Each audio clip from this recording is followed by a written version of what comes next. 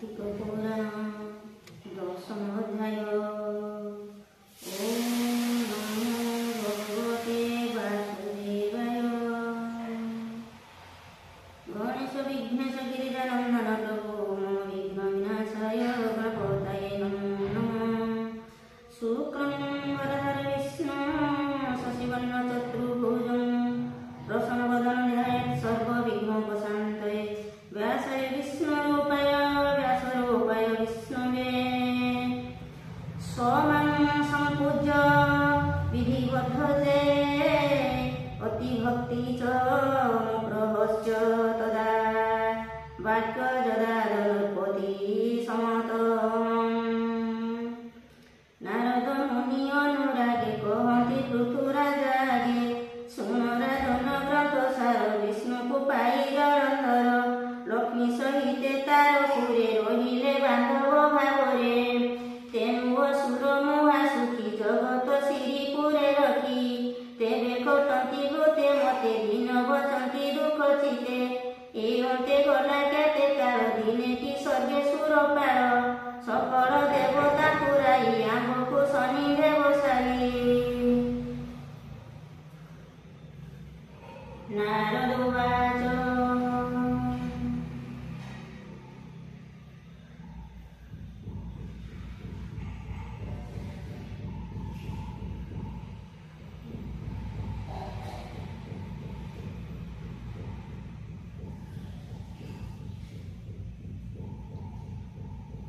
कहन्ति देव पुरंदर हे मुनि शुण दुख घोर। आंबर प्रभु नारायण तांक विभूति देवगण। से प्रभु आंब दुख देखी स्वदेह वैकुंठ उपेखी। लक्ष्मी को घेनी लक्ष्मी साई रहिले दत्तपुरे जाई। से दत्त जलंधर जगत नाथ नारपुर। लक्ष्मी सहिते रखी पुरे सर्व संपद भोग करे। से सर्व आत्मा वसुदेव आम्भको भइले अपूर्व। तांक चरण सेवा बिनु किस कारण आम्भ करूं। धिक आम्भर जस सिरि हरिव पति दूर करी। प्रयोजन स्वर्ग स्थाने कि पाइन गलु भूर बने। तुमे तो जान मुहा मुनि जेबन जन देव घेनी। विष्णु भक्ति बिनु बचे कोटि कुबेर धन संचे। भुंजई कुटी लक्ष्मी सिरि से स्वर्ग नर्क भोग करी। आम्भ विक्रमशाली मती असुर घरे लक्ष्मीपति। बोली हइले आम्भ पाई आम्भर आउ सुख नाही। से जलंधर सिंधु सुत आम्भको कला हीनकृत। प्रभुଙ୍କୁ ନେଇ ବନ୍ଦୀ କଲା ଏ କର୍ମ କାଳେ ନଥିଲା। ପୂର୍ବେ ହିରଣ୍ୟ ବୀରନାଥ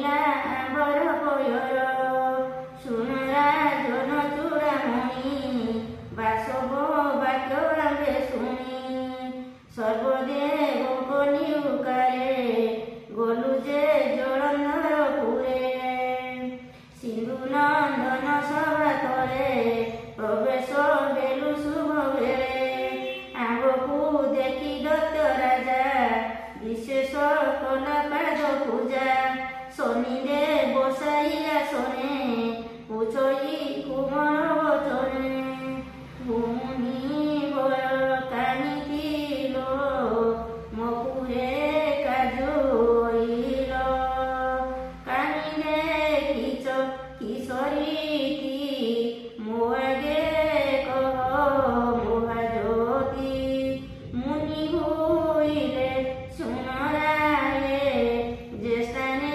ଶଙ୍କର ବିଜয়ে ନାମତା କପି ରାସଗିରି সকল গুণ সুখ সিরি কিয়বা দেবা পটান্তর শত যোজন উচ্চ যায় ଏହି ପ୍ରକାରେ ଦିଗ ପ୍ରତି ଧବଳ ବର୍ଣ୍ଣ ଦିଗ୍ଗଜ୍ୟୋତି ବିବିଧ ବର୍ଣ୍ଣ ତରୁବର କଳ୍ପବୃକ୍ଷ ହିଁ ପଟାନ୍ତର ଅମଳ ପୁଷ୍ପ ନିରନ୍ତରେ ଅମୃତ ତୁଲ୍ୟ ଫଳ ଧରେ সুনন্দা নামে বহে নদী স্নানে অশেষ পাপ ছেদি পশু পতঙ্গ আদি পক্ষী সেবনে দুঃখ কুপেদি সিদ্ধ কিন্নর যক্ষগণে জহি বসন্তি অনুক্ষণে সর্বে বসন্তি তু সমানে শিব গৌরীর পরশনে হরষ জাত অনুক্ষণে সুখে বঞ্চন্তি শিব গণে আমি সেবনে দিনা কেতে বঞ্চিলু শঙ্কর সঙ্গতে তমু স্বর্গকু যাইতিলু আজ তো পুরকু হইলু নারদ বদ নুয়ে বাণী সাগর সুত কর্ণে শুনি পুনি পুছই তু সমানে ভূমি কহ পরশনে তুঙ্গকু পুছ ইয়ে মন্ত ঈশ্বর সম্পদ যাবত মহর সম্পদে সমকলে এ তু শ্রেষ্ঠ হেব ভোরে সে কথা কহ মুহামুনি শুনিবু লইয়া বসি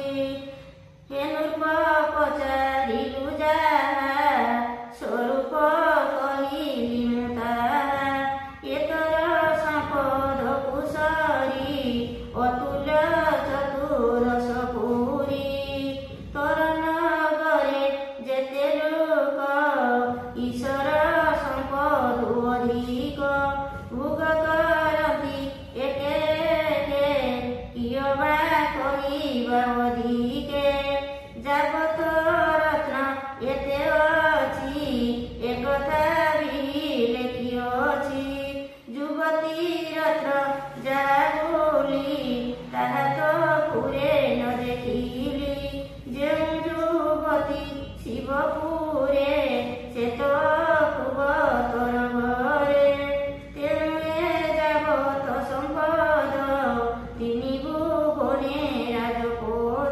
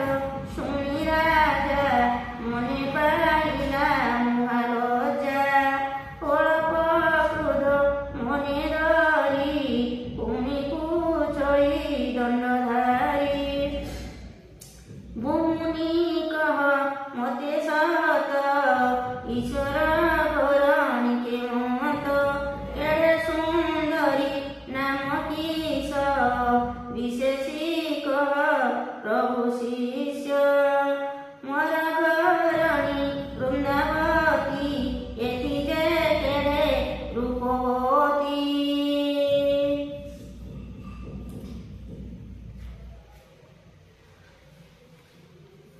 आगर पसरा गणे रूपे सुंदरी जणे जणे रंभा मेनका तिलोत्तमा एहाकु नाही जे उपमा। उर्वशी चित्र लेखा मुळे देखिले मुनि मन टळे किन्नरी विद्या धरी शुभा मुख विकासे चंद्रप्रभा। एमाने अछंती मपुर देखिअछ त मुनिवर आगर भगिनी मरमा सर्वलावण्य निधि सीमा। गोटिए गुणे सुलक्षणी सर्वश्रीଙ୍କ शिरोमणि जगन्नाथଙ୍କର घरणी ସେହି ମପୁରେ ଅଛି ପୁଣି ନିତ୍ୟ ତାଙ୍କର ଦର୍ଶନେ ଆସନ୍ତି ଦେବ ସ୍ତ୍ରୀମାନେ ତାଙ୍କୁ ଦେଖିଛନ୍ତି କୂଳେ ତୁମ୍ଭେ କହିଲ ଶିବ ଆଳେ ଏତି ସୁନ୍ଦର ସ୍ତ୍ରୀ ଅଛି ଏ ସର୍ବତ ତୁଲେ ନଅଛି। ଏ ବଡ଼ ନାଗିଲା ସନ୍ଦେହ ଭୂମୁନି ଏହି କଥା କହ ଈଶ୍ୱରପୁରେ ଯେତେ ନାରୀ ତୋ ରୂପ ନାମ ଆଦି କରି ରାଜା ବଚନେ ମୁନି ଗୋର ବୁଲନ୍ତି ଶୁଣ ଜଳନ୍ଧର ଯେତେ କହିଲା ଅନୁସରି ସ୍ତ୍ରୀମାନଙ୍କ ନାମ ଧରି। ଏହାଙ୍କ ରୂପ ଏକ ଟୁଳେ ତୁଲ ଯେ ନୁହେଁ ପାଦ ତଳେ ଅଙ୍ଗୁଳି ଗୋଟି କରୁ ସଇ ଲକ୍ଷ ନହିବ ଏତେ ଶ୍ରୀ ଯେ ଦେବୀ ଈଶ୍ୱର ଘରଣୀ ସେହି ମାଳୟ ଦୁଲଣୀ ପର୍ବତଭୂତ ପତି ରେଣୁ ପାର୍ବତୀ ନାମ ତାର ତେଣୁ। ଗୌର ଦେଖି ତାର କାନ୍ତି କନକ ମନେ କଲା ଭାନ୍ତି ଅଗ୍ନିରେ ପଶିନା ଝସିଲା ତା ତୁଲେ ରୂପ ନ ଲଭିଲା କିସ କହିବା ତାର ଗୁଣ ହେ ରାଜା ଏକ ମନେ ଶୁଣ। ଈଶ୍ୱର କର୍ବେ ତପ କଲେ ତେଣୁ ସେ କନ୍ୟାକୁ ପାଇଲେ ବିଧାତା କନ୍ୟା ରୂପ ଦେଖି ବିଚାର କଲା ଅଷ୍ଟ ଆଖି।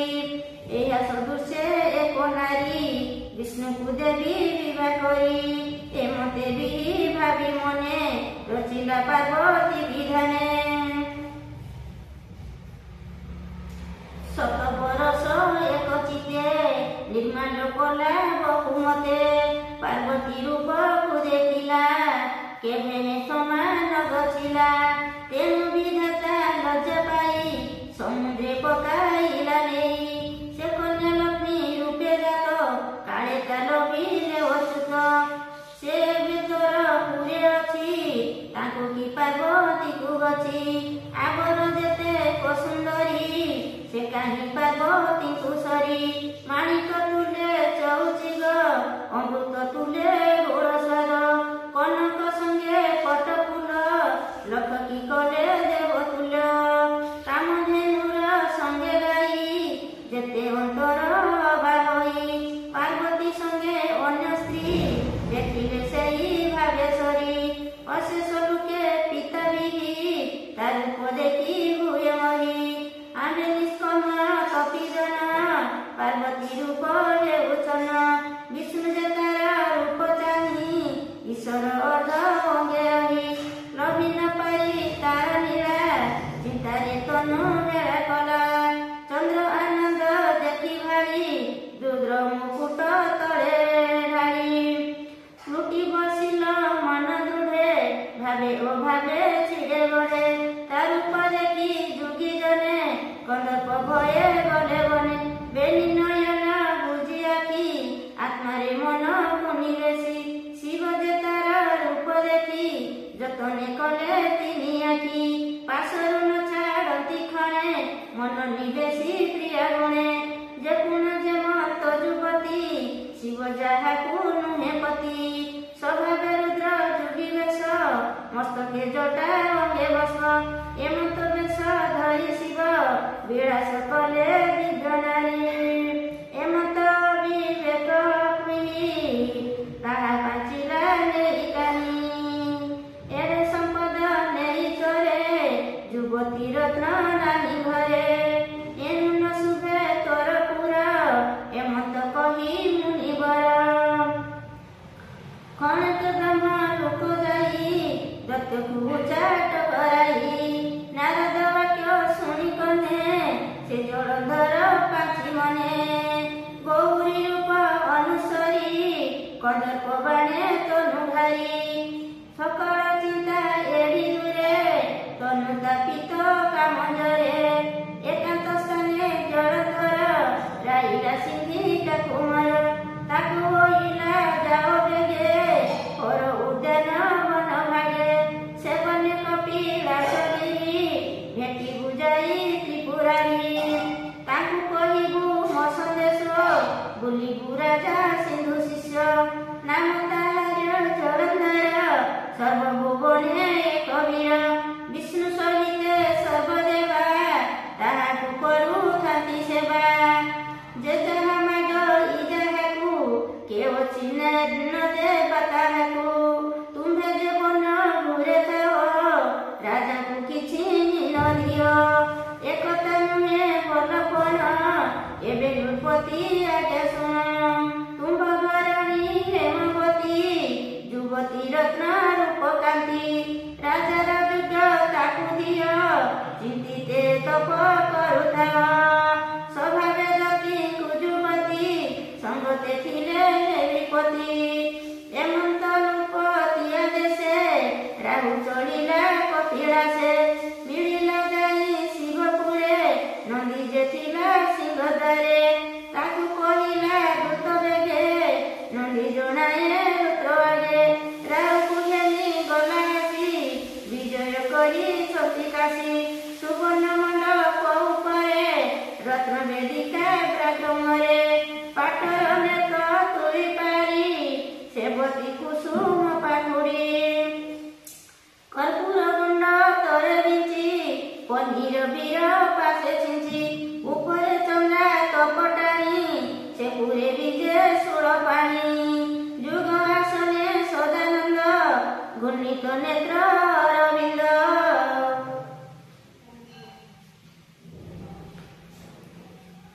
ସୂର୍ଯ୍ୟପଟିକ ତନୁ କାନ୍ତି ବିବିଧ ମଣି ବିଚରନ୍ତି ଜଟା ମୁକୁଟ ଶିରେ ଶୁଭା ଲଲାଟେ ଅଧଇନ୍ଦୁ ପ୍ରଭା କନେ କୁଣ୍ଡଳ ବସୁମତୀ ପଶୁ ପାରୁ ସେ ପଶୁପତି ପାରୁ ସେ ପାରିଷଦ ଗଣେ ଖଟି ଅଛନ୍ତି ଜଣେ ଜଣେ କୁଳେ ପାର୍ବତୀ ଛନ୍ତି ବସି କ୍ଷୀର ସମୁଦ୍ର ଜେନେ ଶଶୀ ଏମନ୍ତ ଶିବ ଅବକାଶେ ଅଛନ୍ତି ଶିବ ଗଣ ପାଶେ ରାହୁ ଦର୍ଶନ କଲା ଯାଇ ମଣ୍ଡପ ତଳେ ଉଭା ହୋଇ ସମ୍ମୁଖେ ଯୋଡ଼ିବେନି କର ବୋଇଲେ ଶୁଣ ଦେବର ମୁଁ ଜଳନ୍ଧର ରାଜା ଦୂତ ତୁମ୍ଭ ଚାନୁରେ ଉପଗତ ଯେ ମୁଁ ଅନ୍ତରେ ଅଛି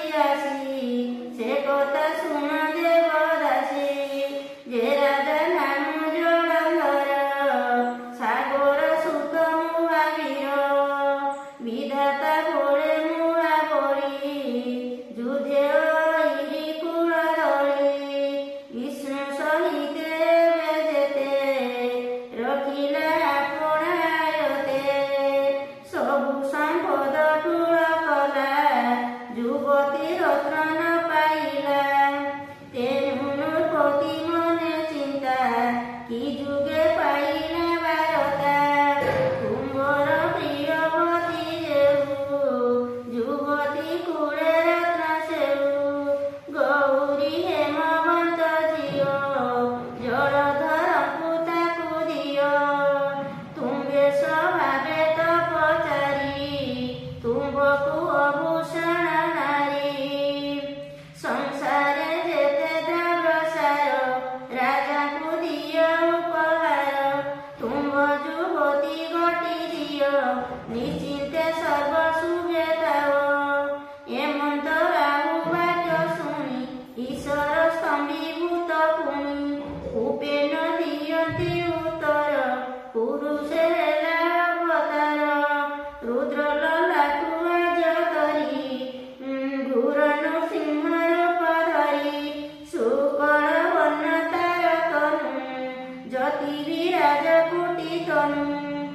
চঞ্চল দীর্ঘ মৃদু কান্তি অশীতল পদন্ত পতি উৎকট লোভ দিগরড়ি পিঙ্গল কেশ উর্ধে বড়ি নিঃশ্বাস ভয়ে ঘর তর চক্র আকাশে বুলে কর জ্বলন্তা অগ্নি প্রিয়াকি অসুর ভয় কর দেখি শরণ শিব পাদে গতে বুলই রক্ষা কর মতে মুদুত বিশেষ ব্রাহ্মণ মতে নাচিবে কি কারণ তুমে যে পরম ঈশ্বর সর্বমঙ্গল শুভ কর তুঙ্গ দর্শনে পাপী জনে ন জানতি সমাধার শনে খণ্ডন্তি অশেষ বিপত্তি ভুজন্তি কুবের সম্পত্তি এমন্ত মহিমা তুম্ভর প্রভু মতে রক্ষা কর দর্শন কর